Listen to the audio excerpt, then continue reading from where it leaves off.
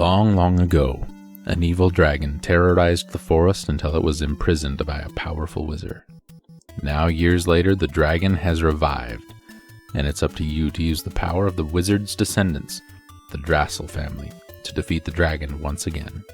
The whole family takes part in this action-adventure as the parents, children, and even the family pet search huge dungeons for gold, keys, magic, hidden crowns, and finally the magical sword that can destroy the dragon. In Legacy of the Wizard from Falcom and Broderbund, released in 1989, also known in Japan-land as Dragon Slayer 4, Drassel family.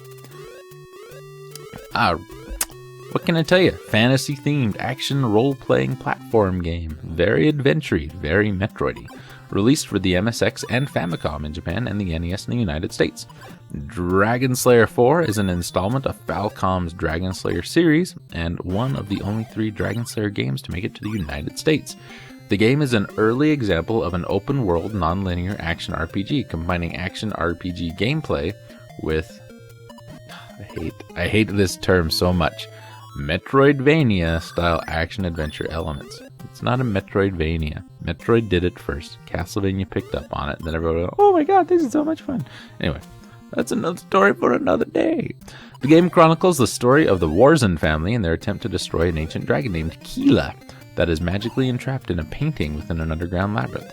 To accomplish the goal, they must find the Dragon Slayer, a magical sword that is protected by 4 hidden crowns. The player must use the unique abilities of each member of the family to regain possession of the crowns and destroy the evil Keela.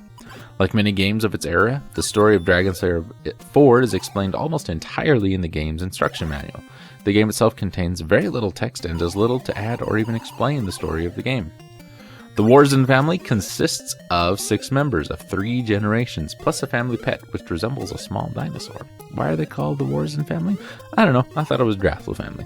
The player takes control of the members of the Warzins and their pet, setting them one at a time into the vast underground cavern filled with traps, puzzles, and monsters in search of the 4 crowns, while periodically returning to the family household on the surface to change characters and to obtain a password. Each member of the family, which consists of father, mother, son, daughter, and pet, has different strengths and weaknesses to contribute to this goal. Some characters have seemingly powerful strengths, but each is offset by proportionate limitations. For example, the father, who has the strongest attack power, cannot jump as high as the rest of the family. The mother has relatively weak attributes, but is the only one who can use specific magical items required to find one of the crowns. By discovering and utilizing each character's strengths, the player travels through the extensive dungeon, eventually fighting 4 bosses to gain the crowns. The game's vast labyrinth has 5 major sections, 4 of which contain a boss who guards one of the crowns, and the 5th which contains the final boss. Each section has noticeably different characteristics and different background music, and was designed with one particular playable character in mind. The crowns cannot be acquired without the player utilizing the family member's specific skills to get through the section of the dungeon. Therefore, each playable character must be used at some point in order to complete the game. For example, one section may be blocked with bricks that can only be destroyed by the Matic, so the player must use the character who can use the Matic to get through the area. After all 4 crowns have been acquired, the family's young boy can use the magic of the crowns to find the Dragon Slayer, and then use the magical sword to slay the evil Keela. Our characters include Zem, a woodcutter and the head of the Drassel family. He has the highest attack power and is the only character who can use the magic gloves to move special blocks. He is listed as Warrior in the credits. Mena is Zem's wife. Her attacks are stronger than those of the children, but weaker than Zem's.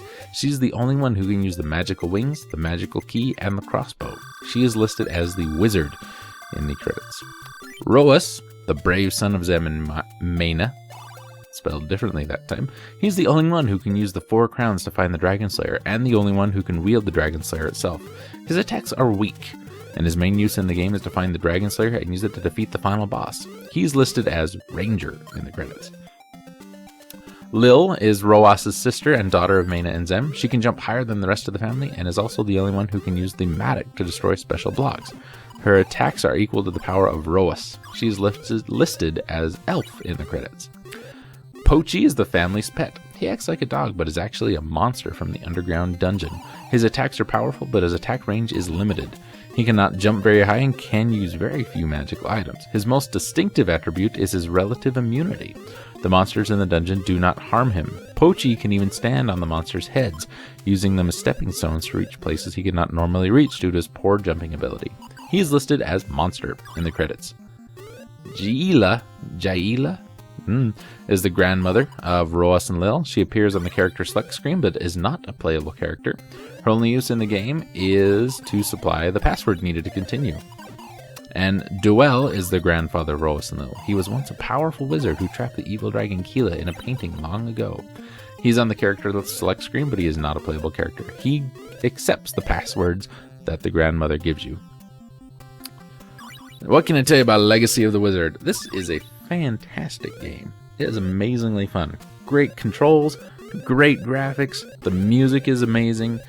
The plot's kind of meh, but the way you have to go about solving the game, taking each of the characters into different places and doing different things to basically get all of these parts that you have to bring back. So the one most useless player in the game can actually become useful. It's really neat. It's a really neat idea. The dungeon is huge. The puzzles are good. It's just a fantastic game. If you haven't played it, you really need to go do it.